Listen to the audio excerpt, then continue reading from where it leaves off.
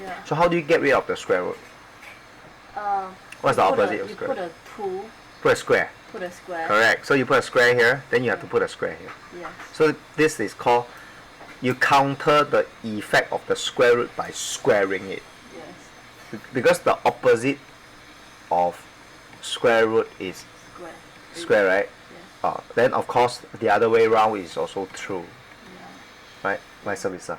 So you square both sides, because when you square the left hand side, you have to square the right hand side to balance it. Okay? So once you square this side, your square root is gone. Yeah.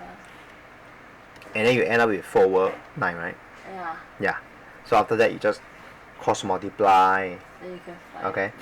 Then you probably will end up with I don't know, maybe you end up with ultimately you solve it, you end up with y equals to 2x, something like that. So let's say if they want y over x, so let's say they want x over y, okay, x over y. Let's say they want x over y. So if they want x over y, you look at the format. That means you need to divide by x here, or you divide by y over y here, in order to get the x over y. Which case? I think the second one. Yes, you need to do the second. Okay, you need to do the second one. Why? Because the second one will give you x over y. Yes. This one will give you y over x.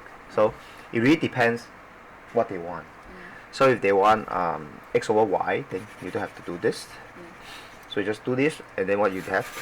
So you divide by y on the right hand side, you need to divide by y on the left hand side. Yes. Okay. So to balance the equation. So ultimately you get, so y over y is 1, 2x over y, right? Yeah. How do you get rid of the 2? You divide by 2, right? Yes. Then you divide by 2, right? Yeah. So therefore you get also x over y. So over here is 1 over 2. So x over y is equal to 1 over 2. Yes.